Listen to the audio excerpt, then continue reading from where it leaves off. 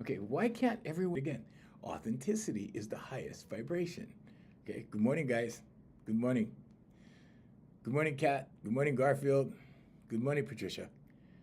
Authenticity is the highest vibration because when you're authentic, when you're sincere, okay, when you're compassionate, when you're honest with your emotions, okay, when you're honest with people, okay, when you're open, okay, if you're closed like this, whatever you have on the surface is artificial.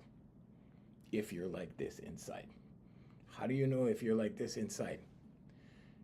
Well, if you have problems with extroverted actions such as giving, okay, expressing kindness, expressing yourself, expressing gratitude, expressing is the key word. Expressing. In order to express something, you need to bring something up from within. If you can't bring it up from within, then you're fronting, okay? Because if you're not really, you see what I'm saying, right? If you're confident, what is confidence really? At its core, confidence is self-trust. You have to trust yourself. So many people don't trust themselves, okay? So people begin to act, right? Confident. Okay, confidence gets tested. If you're acting confident, so when my clients first come to me now, I teach executives. Okay, I do executive coaching. So and I'm here for free. So get your notepads. Okay, I'm not trying to sell you anything. I have nothing to sell you. Okay, so make notes, take notes. Okay, so with my executive coaching, right, the first thing I do is ask them, like, okay, on a scale of, 1 to 10, how confident are you? And they go, oh no, maybe 9, 8, 9. Okay, and I'm like, oh, okay. And until I have them do something that requires confidence, right? Or I poke holes in it. So I'm good at poking holes in things. Okay, so I ask certain questions. And the answers to those questions let me know if somebody is truly confident or if they just think they're confident.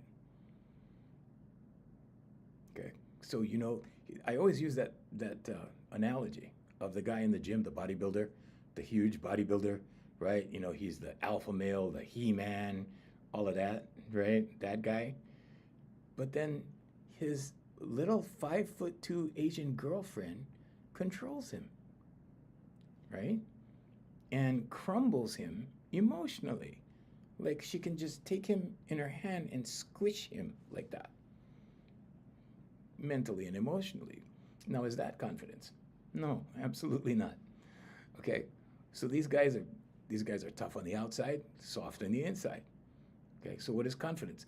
Confidence is being sure on the outside, but being sure on the inside. It doesn't have to do with how big your muscles are. Okay, alpha male begins and ends in here. Okay, I know some guys that are alphas, but they're skinny, wiry guys. But they're alphas because they're alphas here. Okay, you'd be surprised the kind of women they get just because they're confident. So now, people that go to the gym and stuff, they get distracted by the mirror. Okay, not everybody. Okay, not all of them. I'm just saying, a lot of them. Okay, they get distracted into what they see and they start to believe. We have a business called modernmalesconfidence.com for young men, right? And they come to me and they're like, Uncle, how do you get the girls? How do you get, that's always the question. How do I get confident to get the girls? How do I get the girls? It's a lot simpler than you think, okay? But you can't allow holes to be poked in your stuff, okay? So I do that first. And that's part of the training, okay? So let's look at confidence, right? It's the inner knowing, okay? Inner knowing. You have to know like you know you're good, okay? But most people have self-doubt. Why is this? Well, you remember the things that you've done that didn't work out. So now we get back to what? Affirmations, meditation, vocalization, and visualization, okay? You can become confident. Now, there's several ways you can become confident. The two main ways that you get confident is somatic, to the body, like we were talking about yesterday a little bit. Okay, somatic. Where the body goes, the mind follows. Where the mind goes, the body follows. Okay? Those are the two strongest avenues for confidence. So my clients are predominantly women, have always been since 1989. Okay? It still are. Okay? The majority of my clientele. Because women desire confidence. Why? Because they have to live in a male-dominated world. Okay? I'm just going to say it like it is. Men run the world. Okay?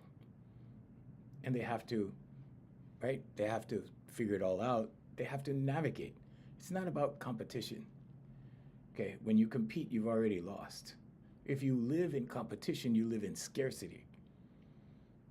If you want to live in abundance, you get out of that mindset and into an abundance mindset or a creative mindset.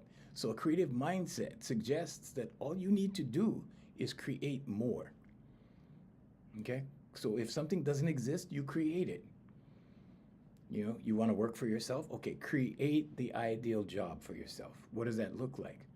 Write it down. That's what I did. Okay, and as I went, my question was always, okay, if I start this company, if I start this business, is this going to work with what I already have? And the answer is always yes, because they're all related. Okay, so in our companies, we have one company that works on confidence. We have another company, the HereForYouLifeCoaching.com company. That's what you're watching right now. Okay, we have the 4 pillars of manifestation. Now, manifestation means everything, okay? Relationships, work, the kind of car you drive, the kind of job you do, the kind of girls or guys you have, or husband or wife you have. Okay, it's all of that. What kind of kids do you want? You know, you want wild kids, you want well-behaved kids. Okay, so you manifest all these things whether you think so or not. It's not something you need to believe in or not. As a man thinketh, or woman thinketh, right, so is he or she. Thoughts become things. So how do we develop this self-belief, self-trust? Okay. You can look at affirmations, meditation, vocalization, and visualization. Okay, but just know that when you do I am affirmations, they're the strongest. Okay, here you go. Get my pen. Okay. There's something over here that happened. Okay. There's something over here that happened. There's something over here that's missing. Okay. There's that vacuum effect in the middle. So what's the key? The key is balance. Yeah, you want to be strong. Yeah, you want to be fit. Yeah, you want to have muscles. Those things are attractive. Those things are good, right? Those things are good to have. It's nice to be in shape. It's nice to be athletic. It's nice to be healthy. It's nice to live long. But confidence is the absence of stuff. It's not the addition of things. It's the absence of anxiety. It's the absence of worry. It's the absence of frustration. It's the absence of anger. It's the absence of overthinking. Okay, it's the absence of. Why? Because when you get rid of all those things, what do you got? You got clarity. Okay, you have clarity in here. The kingdom is within. Okay, Jesus Christ told you the kingdom is within. And the reason why Jesus told you that the kingdom is within is so that you don't go without. Because when you go out here to look for things, right, you have eyes that look away from the kingdom.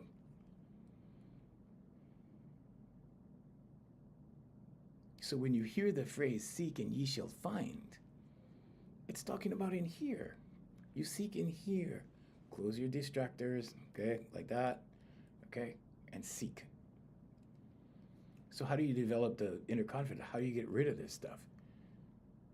Okay, affirmations, meditation, vocalization, visualization. What's the meditation for? It's to be still for 5 to 10 minutes a day. Okay, I average 1 hour a day. That's crazy. Okay, you don't need that. Those are for, that's for industrial purposes. Okay, you don't need that. If you're not doing a huge volume of work, if you're not doing just a lot of things at one time, if you don't have to be in flow state, you don't need that. 10 minutes is good. 10 minutes a day. Okay, this is all about manageable steps that you can do to better your life. Manageable, attainable things. Okay, so when you set out to make your goals, make them attainable. Why? Because you have to grow them. You have to start small and then get bigger, bigger, bigger, bigger. Okay, or let's say small, add. Okay. When you seek the kingdom first, all else will be what? Added unto you. Okay, it'll be added. Everything starts small and grows. Now, subconsciously, let me show you. Okay. Subconsciously, these are affirmations. This is not journaling. Okay, these are affirmations. Okay, these are daily affirmations. Now, what does that do to your subconscious? It keeps it sharp. It keeps it focused. When you control your mind, you control everything. Why is that? Because everything gets unfolded in your life like this. Life happens for you. It doesn't happen to you. It doesn't happen like this. It happens like this. Okay? It's about the conscious, subconscious, and superconscious. That's it. Now, subconscious learning is very important. Why? Because then you just program yourself and you're on automatic pilot. Now, program is not like, not like MK Ultra programming and brainwashing. It's not like that. Figure out what you want in life and write it down. I am so happy and grateful now that I'm confident. I am so happy and grateful now that I have a, 200K a year job. Whatever it is for you, whatever you want. Some people write, I am so happy and grateful now that I live all by myself alone in the mountains in a log cabin. Thank you. Because everybody's idea of success is different. Okay, the kingdom. Okay, seek knowledge, understanding, everything in here. And then things just show up. Why? Is it magic? No, it's not magic. It's the law of attraction, but the law of attraction is your subconscious. Okay? I know a lot of religious people who have told me over the years, oh, that law of attraction, that's a demon stuff. No, it's not. It's your subconscious. Okay, now you can be a demon if you want to be. Okay, I know plenty of human beings that are demons. And they have become demons. Okay, they have become demons through their subconscious. The subconscious learns in repetition.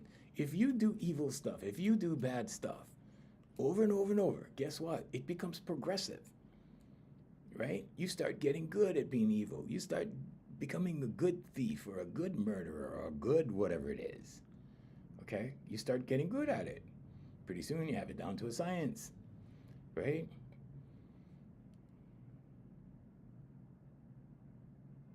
Let's look at the 50 percentile between good and evil. Here. Okay? Good, evil. Okay? What happens to your subconscious when you start doing repetitions of evil? Okay? Well, you kind of go like this, right? Because this is the evil. It is kind of going like that. Now you got a little bit of good, right? So evil people do good things. Okay? Good people do bad things, evil things. Or we can, instead of the extremes, we can say good and bad. Good people do bad things. Bad people do good things. I knew some pretty gangster people in my life. But they were kind. They were kind if you knew them. A lot of them were nice to me. They were kind people. But when it came down to business, they took care of it. It's what they did for a living. Now you can look at that and go, okay, well they did some bad stuff, That was their job. But they did some good stuff. Okay? So let's look at good and bad. Let's call it good and bad so it's not so extreme, right? Good and bad. Now, what's the limit over here? How much bad can you do? What's the limit? Now, the limit is very limited. As you go down from negative, as you go down, okay, there's probably the street next. After that, it's prison, and then graveyard. Then you're done. That's the extent of evil or bad or wrong or whatever. Negative. Now, what about on the positive side? Well, let's see, you can do good stuff. Okay, you can keep doing good stuff. You can keep making more money. You can keep buying more homes. You can keep buying more cars, or whatever, whatever, right? You can keep saving money, investing, but you can keep, there's no limit. It's infinite. Global scale or, maybe in your area, yeah, you're going to see a balance. You're going to see good and bad. Okay, so the psychology of confidence. The human brain learns the same way that it learns fear. The same way you learn to be fearful, you learn to be confident. Confidence is being comfortable in here, in here, in here. You're not your body. You're not your name. You're the energy that lives in here. Now, the question is, are you comfortable in there? Are you happy in there? Or are you in prison in here? Okay, the prison is here. I break people out of prison. Like I always say that, and I'm a jailbreaker, basically. I break people out of prison for a living.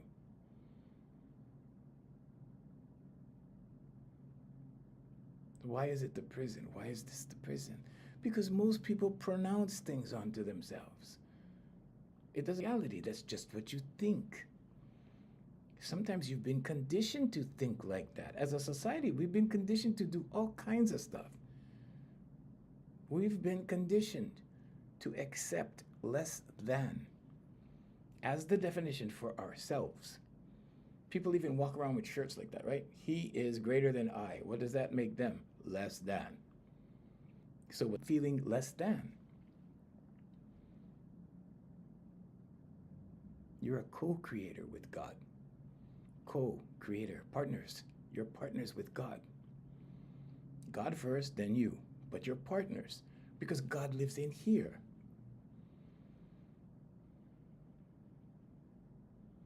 So how does that affect your confidence? I mean, people are going to do it unless they really want change, right? And the guys that really get, let's say pushed up against the wall, they need something. So they go to, there's 12-step programs, there's other programs, there's programs where they teach you all these things, right? Because this is the way out. But when you go online and you see certain people teach this stuff, what are they really teaching? They're teaching you to act confident. They're not teaching you about what confidence is. They're not teaching you how to tap into it. They're just saying, well, go out and be lady boss. Go out and be the boss. Go out, good luck with that. Good luck with that. It will get you a little farther than where you are. But guess what happens, right? You take that course, you spend, you're like down here. Yeah, okay, pull out the credit card, $2,500, here we go, right? Get the program. You start doing the program, and what happens? Oh, you get busy at work. Okay, never mind the program. I'll get back to it. The road to hell is paved with good intentions. I'll say it again, the road to hell. Okay, hell, when you're living hell, up here, hell. Not a lake of fire, not that stuff. Hell, where you're being tormented every day. Fear, anxiety, worry, stress, okay? And all of these things create things like poverty. Ralph Waldo Emerson said poverty consists of feeling poor. So when you feel poor, what happens? You bring it upon yourself. I know people that don't have very much, and they consider themselves wealthy. They have their health, they have people that love them, right? They have families, children that love them. That's priceless. That's wealth. Wealth is not, becoming an Elon Musk, although that is a form of wealth. Wealth is when you have balance. Leon Trotsky, the Russian author, said it best. He said, success is living your life in your own way.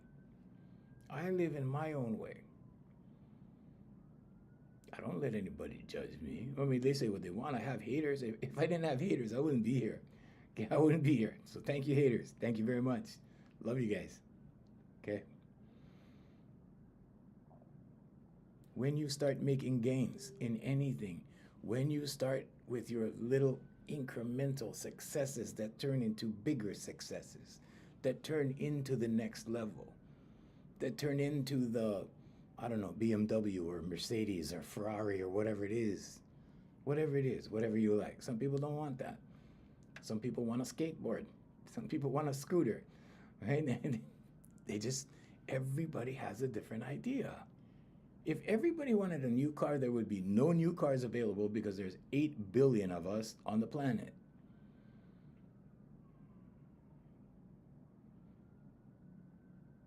So, what's your definition of success? What's your idea? Everybody has an idea.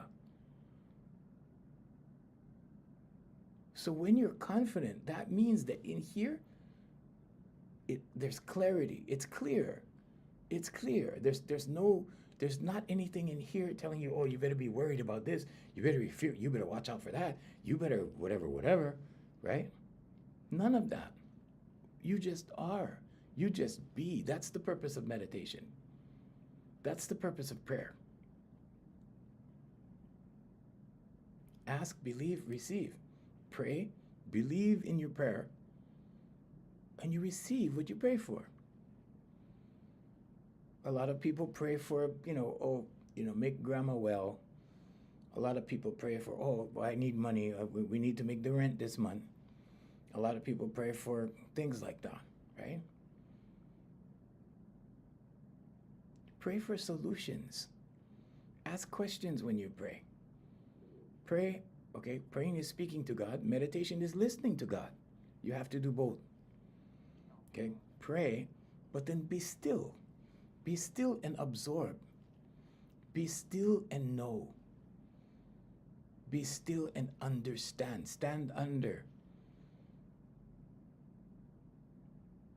Stand under what is given. You know when you get intuitive thought comes, right? Oh, you better do this, right? And then you go, I don't need to do that. I'll do it later. And then something happens and you go, oh, I knew I should have done that, right? Tune into intuitive thought. Ever since I started doing that, when I was about 32 years old, like life changed, everything changed. And then I was like, wow, okay, it's almost like I'm being guided by satellite, right? But that's the voice of God. That's the superconscious at work. So there's the conscious, subconscious, and superconscious. The conscious mind makes the intuitive ideas. I'm here to say, trust your crazy ideas. Intuitive ideas. I'm here to say, trust your crazy ideas. That's all I do. I trust crazy ideas. And I get some crazy ideas. And sometimes they hit the wall. Sometimes they don't work. That's okay, right? When you speak your crazy ideas to yourself, that's the best thing you can do. When you speak your crazy ideas to others, that's the worst thing you can do. Okay? Not because you're gonna get jinxed. Okay? This has nothing to do with he be where he is. He be where he is. I don't know. He dropped out, right? Doubt and fear are the only two things. Doubt and fear are the only two things that take you away from yourself, okay? Your life path. You have a life path. You were born with a life path. Your life path will unfold. This is why you see people, right?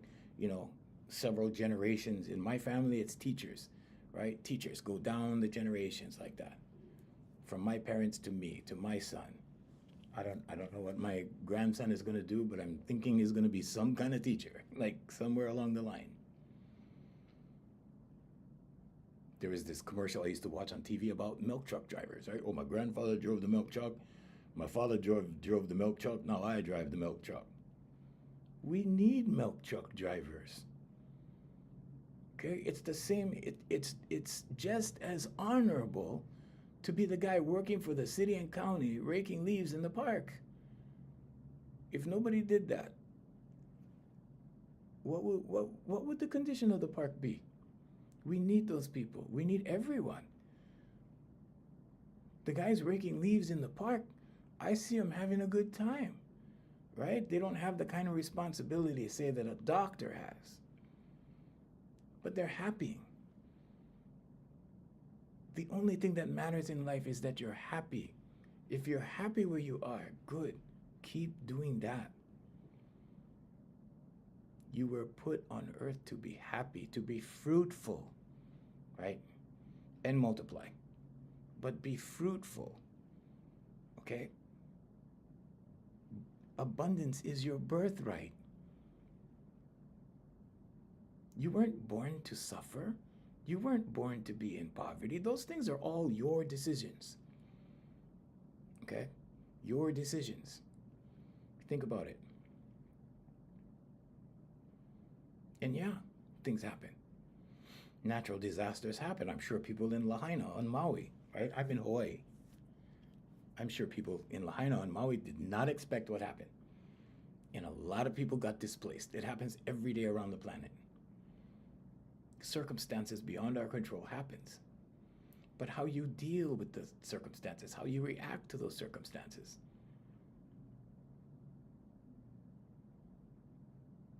That's what matters. How am I going to respond to something? So remember the other day we were talking about being the observer. This is why you want to observe first, because perspective shifts. Perspective changes. I've lost everything I own 4 times in my life, in my 20s, 4 times. And every time I felt defeated. I was like, oh man, like, first anger, then defeated, then like, oh, what am I gonna do? That kind of thing, right? Good morning, Manuel. Good morning, you guys. What am I gonna do? You have no choice when you lose everything. You have to pick up the pieces. The good news is that people help. People come to help. That's human nature. People come to assist. People come to comfort. Okay, I help a lot of people that really don't need my help. Some of my people that I help are professionals. I give them extra time. They can afford it. I don't charge them. Why do I do that? Because it is more blessed to give than receive. But there's a reason for that. It's when you give something, you will be given to. Okay? If you really want to make sure that you always get yours, that you always get your share, that you always get something, always give. Okay? Always. It's subconscious. It's all subconscious. Subconscious, your subconscious is the book of life. Everything you've ever done is recorded in your subconscious. Everything you've smelled, everything you taste. That's why when you go somewhere, right, and you're by maybe a block full of restaurants, and you smell certain smells, and you go, wow, it reminds me of my grandma. I was in my grandma's house, and I smelled, yeah, that takes me back to my grandma's house. And what do? You stand there, and you smell a little bit more, right? You go, yeah, oh, yeah, because you're remembering grandma. You're remembering that event that happened that you forgot about until you smelled that smell, and it took you back. It will sit nice and quiet in the back file cabinet. Okay? If you leave it alone, if you let sleeping dogs lie, what happens if you discuss trauma? You revisit it, right? And then what happens? Then you get mad, right? Oh, damn, here, so-and-so did this to me, right? You get mad. Okay, I'm trying to be funny about it, but, okay, you feel me. Let it go. Leave it alone. Yes, leave it alone. Yes, you have to work through trauma. But once you work through it, once it starts to, nobody has an easy life, myself included. If you think struggle, it will be good fun. When I had to be on the street tomorrow, I know how. Would I be devastated? Probably not. I would probably go, okay, well, what do we do now? Here we go. Right? That's the attitude to have. Be open. When you start saying things like, I can't live like this, though this is, this is a struggle. I can't do this. This is, when you start doing that, you start building walls for yourself. When you start building walls for yourself, what happens? You start going like this. You start receding. Okay? This is a good place to hide. This is a good place to hide. Some people hide in here their whole lives. You have to express what's in here because God lives in here. You have to express God. God expressed you. You are an expression of God. Never thought of it that way? Okay. If you're not expressing yourself, then it ends here, doesn't it? Doesn't it? You're an expression of God, but if it's not going any further than that, if you're not saying how you feel, if you're not telling people what they mean to you, right? If you just keep it in here, who knows? Nobody knows. It doesn't go farther than you. If you're not being compassionate, if you're not being loving, if you're not being kind, if you're not being generous, if you're not being open, if you're not being sincere, if you're not being confident, then what? Nobody knows. You keep it all in here, and you live here, and one day, this is over. One day, graveyard. Look at the people we miss the most in life. Our heroes that we miss the most. Those are people that cared. Those are people that made us feel good because they cared, or because they expressed care, or because they expressed something that was for your benefit. Something that made you feel good, something that gave you an idea to better your life, somebody who did whatever, and then we remember them. Musicians that made us feel good with their music. There's so many musicians that when I was a kid, I did not understand their value. I did not. Until they died. And years later, I listened back to their music and I go, you know what? They were a vibe. It was a vibe. It was a feeling. Okay, yeah, we miss the individual artist, whatever. We miss him physically. We miss him in the living. But his music was a vibe that we could resonate with, that we could identify with, that we could join with, okay, engage with. Everything is energy. Energy engages. You engage with that energy, all of a sudden, he's having a good time. Now you're having a good time because you've engaged. For years, I've taught performers that when you perform for people, you're going over everybody's head. But when you have one person's idea in here, you have one person in your mind. You sing to one person in your mind. You're hitting all of them. Why? Because they're all there as individuals. If you're trying to perform for 300, 1,500, 3,000 people in the audience, you're missing the point and you're going over everybody's head. You're not touching them.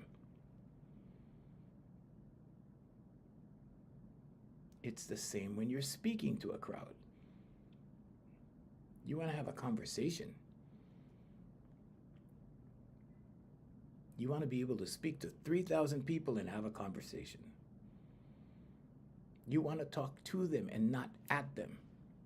When you're talking at people, everybody just goes, okay, whatever. What am I doing on Saturday? I'm going to the beach on Saturday. What are we doing? You start thinking about those things.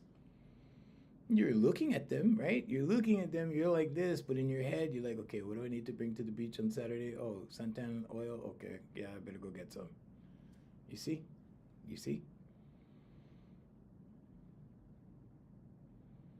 This is where authenticity matters. This is where authenticity counts. Authenticity is the highest human vibration. It's the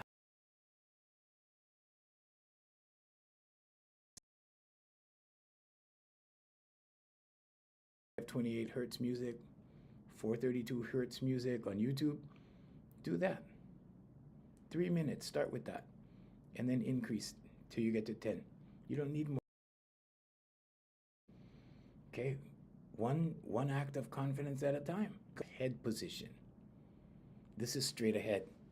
Okay? Lift your head up like this much. That's it. That much. Now hold it. You feel the difference? Thank you. Who did that? Who did that?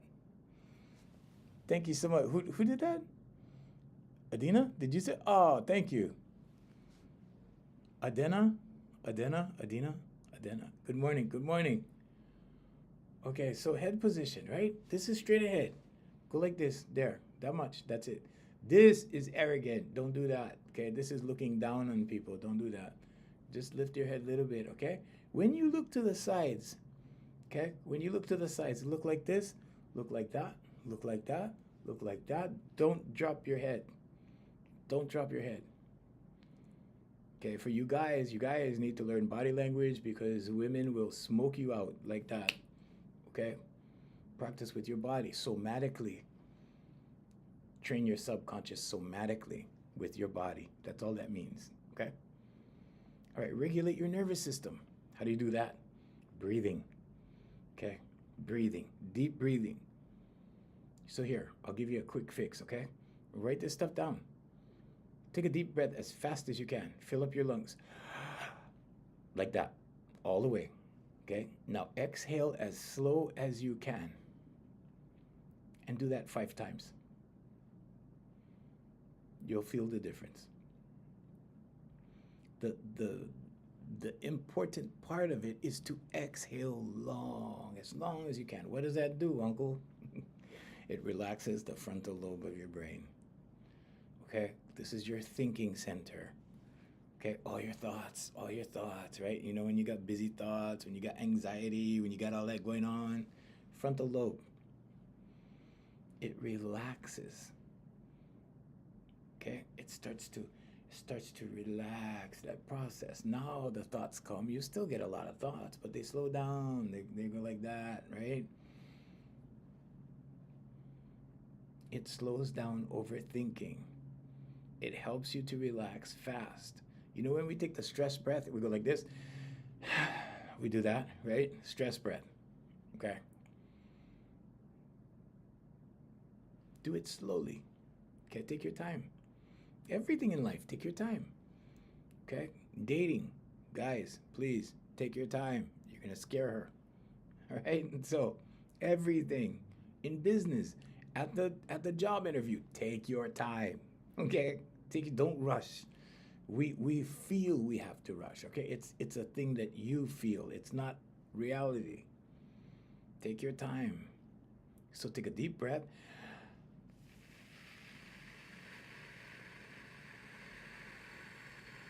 Keep it going like that, okay? Just like that. And you can make the hole smaller and take longer. Okay? Try that. It works. Okay. Develop an inner dialogue. What's your inner dialogue? Positive self-talk, inner dialogue. Negative self-talk is negative inner dialogue. Okay? And like I've said so many times, right? Human beings, right? We judge ourselves. Why? Because we can observe ourselves. Animals cannot do that. Animals have this reality. That's it. That's all they know. That's all they can do. We can observe ourselves in motion. Right now, I know exactly what I'm thinking. I know exactly what I'm speaking. I know exactly what's coming next. Right? And I can critique myself in motion. In other words, I can observe what I'm doing and go, oh, dude, that sucks. Don't do that. Do something else. Right? Or that was not a good way to explain that. Do it another way tomorrow. Or whatever. Okay? Whatever. But you get self-absorbed complexes, self-inflicted wounds, emotional wounds. When you critique yourself negatively, should you do it? Yeah, within reason. But take it easy on yourself. Be kind in your judgment of yourself. Be kind. Self-love. Okay, that's a new buzzword, right? But be kind to yourself.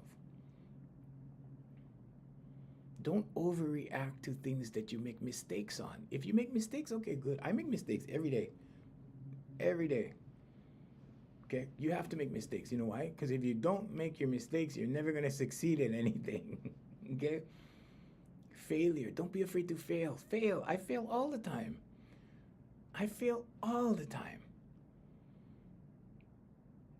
Okay? I give a lot of money away all the time.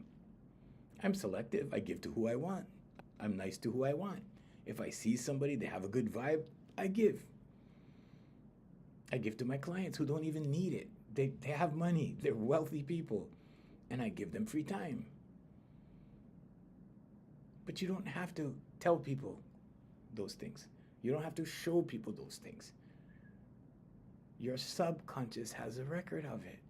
Your subconscious knows you did it, okay? Your book of life.